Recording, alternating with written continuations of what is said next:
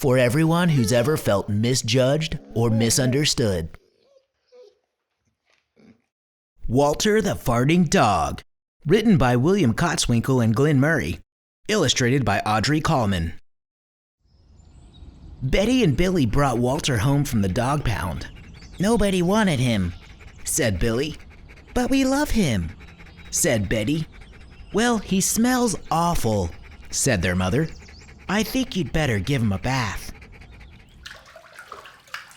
Mother walked in and said, "He still smells awful." And that's when they got the first clue, the telltale bubbles in the water. "He's probably just a little nervous," said Mother. But Walter's stomach wasn't upset. Walter's stomach was fine. He was perfectly normal. He just farted a lot. He did it when he bathed. He did it when he played with Betty and Billy.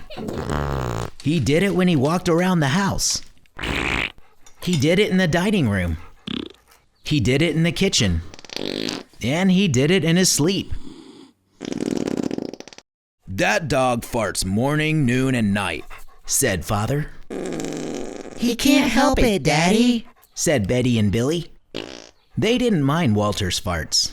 "So what if he farts?" Billy said to Betty when they were alone in their room with Walter. Betty agreed. Walter agreed too. He sat there looking innocently around, farting. "Take him to the vet," said Father. "Farting," said the vet. "or rectal flatulence, as we say in the medical profession," and prescribed a change in diet. They gave Walter every kind of dog food. He farted. They tried him on cat food. They gave him hot dogs, hamburgers, and lettuce and tomato sandwiches. They gave him fried chicken. They gave him rabbit food. They made him a vegetarian. "No matter what that dog eats, he turns it into farts," roared Father. Walter got the blame for everybody else's farts too. If Uncle Irv let one slip, he just went and stood near Walter. Then all he had to say was, "Walter!" And everyone would look at poor Walter. "He has to go back to the pound," said Father. "No, Daddy, please," begged Betty and Billy. "Don't send Walter away." "He goes tomorrow," said Father. They pleaded. Walter farted. It was all over. That night, Betty and Billy cried in their beds, and Walter looked at them unhappily. "Oh, Walter," said Betty, "you've got to stop farting, because Father is going to send you back to the pound tomorrow," said Billy. Walter knew how serious the situation was. He'd never see Betty and Billy again. He resolved to hold in his farts forever. When Betty and Billy fell asleep, he walked down to the kitchen to see if there was anything around to eat.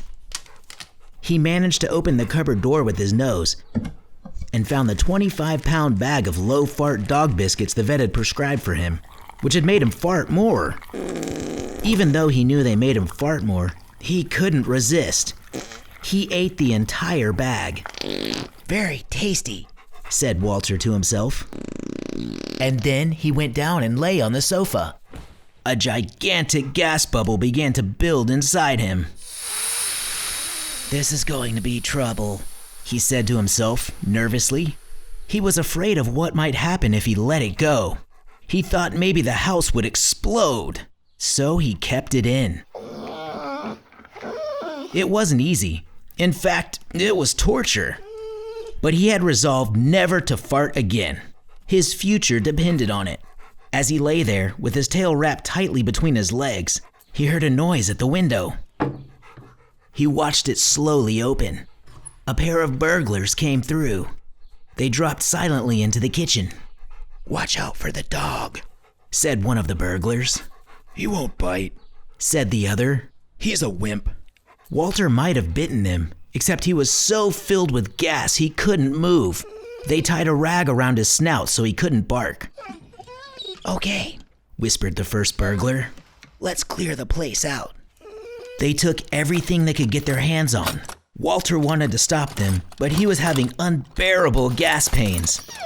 He rolled on his back and waved his paws in the air. He gnashed his teeth. "We've got it all," said the second burglar. "Let's go." That's when Walter let it fly. It was the worst fart of his life. It made a tremendous noise and shot him across the room. A hideous cloud filled the air. The burglars clutched their throats, unable to breathe.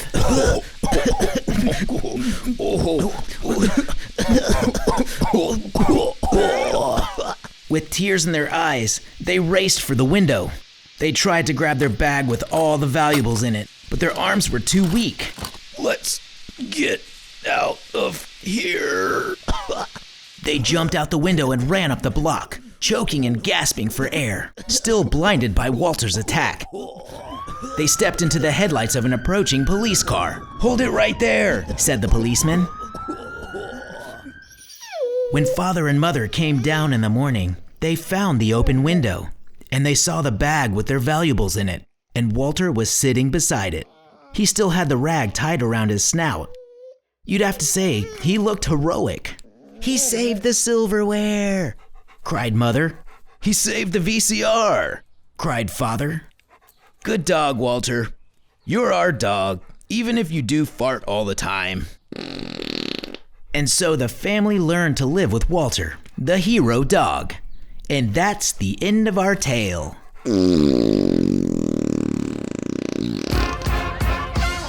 Walter's Wonder Park, 100% natural gas powered.